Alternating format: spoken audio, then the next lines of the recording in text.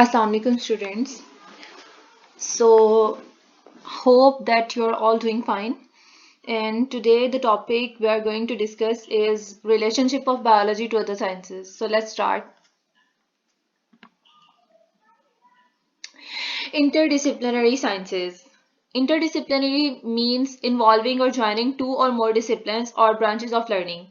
Each branch of science has relationship with all other branches. For example, when studying the process of movement in animals, the biologists have to refer to the laws of motion in physics. अच्छा, interdisciplinary अगर word को देखा जाए इसका मतलब होता है किसी दो चीजों को मिलाना, राइट।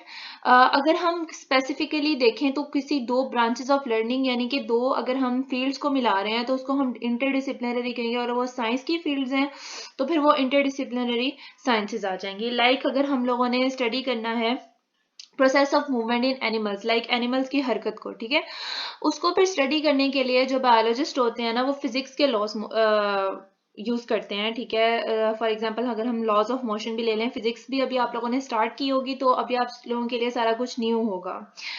इसको इसलिए हम लोग इंटरडिसिप्लिनरी साइंसेस कहते हैं, जिनको अभी हम आगे डिस्कस करने लगे हैं, right? Basically we are going to discuss these five interdisciplinary sciences which are related to biology. First one, biochemistry, biogeography, bioeconomics, biophysics and biometry. So let's start.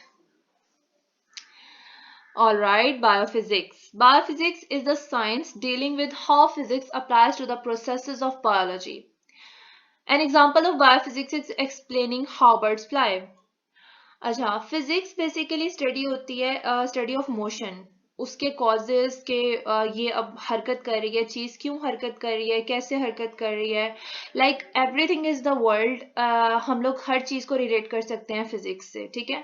अब जब हम लोग बायोलॉजी के टर्म्स को फिजिक्स से रिलेट करते हैं तो हम उसे बायोफिजिक्स कहते हैं। जैसे कि अगर हम कहते हैं कि ये परिंदे हवा में उड़ रहे हैं, परिंदे तो बायोलॉजी के टर्म में आते हैं, लेकिन अगर हम उनकी फ्लाइंग को देखें, ठीक है, उसके अंदर जो लॉज अप्लाई होते हैं ना वो फिजिक्स के होते हैं। तो जब हम इन दोनों चीजों को लिंक करते हैं तो हम लोग जो नई फील्ड हमारे सामने आती है ना वो होती है biophysics. The next one is biochemistry. Biochemistry is the study of the chemical substances and processes that occur in the plants, animals and microorganisms, and of the changes they undergo during development and life. You can say all the chemical reactions occurring in our body can relate to the biochemistry. Biochemistry deals with the chemistry of life. As we have discussed before, there are four classes of biochemical compounds. Biochemical compounds यहाँ पर जो मैंने term use की है, basically ये term है biochemistry की ही, just मैंने आपको एक ओवरव्यू देने के लिए यहाँ पर डिस्कस की है।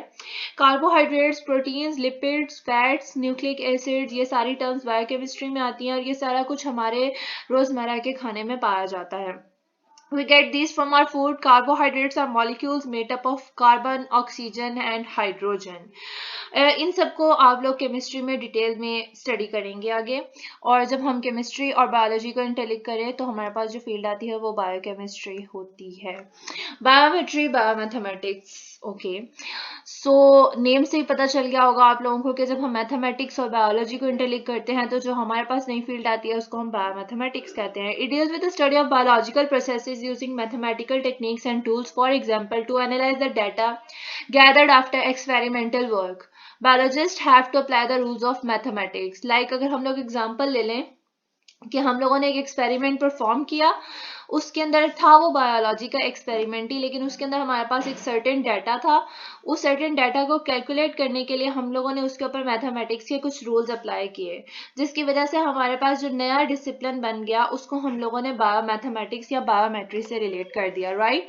सो our next branch is biogeography. Biography is the study of the distribution of species and ecosystems in geographical space and through geographical time. It applies the knowledge of the characteristics of the particular geographical regions to determine the characteristics of living organisms found there, right? अच्छा, अगर geographic को ले लें specifically तो जियो का मतलब होता है earth, right. Geo means earth and geography is the study of earth. Now, biogeography relates to the living organisms living on the earth and their habitat and the ecosystems, etc. अगर हम लोग specific areas हम लोग ले लें, for example north में हम लोग किसी स्पीसीज को स्टडी कर रहे हैं, उनके हैबिटेट, उनके इकोसिस्टम को स्टडी कर रहे हैं, दैट्स मीन कि वो फील्ड जो है ना वो बायोजियोग्राफी से लिंक करेगी. अब next, bioeconomics. It deals with the study of organisms from economical point of view. For example, the cost value of the yield of the wheat can be calculated through bioeconomics and benefits or losses can be determined. Basically, economics means to calculate the losses and profits and the qualities and advantages and disadvantages, right? तो bioeconomics को जब हम biology को economics से relate करते हैं, then the field is called bioeconomics. or the study is called bioeconomics. Let us take an example of that. हम लोगों के पास गंदम की फसल, उसको हम लोगों ने अब देखना है कि इस साल किस तरह से फसल हुई, उसकी क्वालिटीज क्या थी, ठीक है, हमें कितना फायदा हुआ, कितना नुकसान हुआ, वो सारा कुछ जो आएगा ना वो बायोइकोनॉमिक्स से हम लोग उसको रिलेट करेंगे. Now the next one is, there is no next one, हम लोगों ने कंप्लीट कर लिया है. He made man from clay like the potter.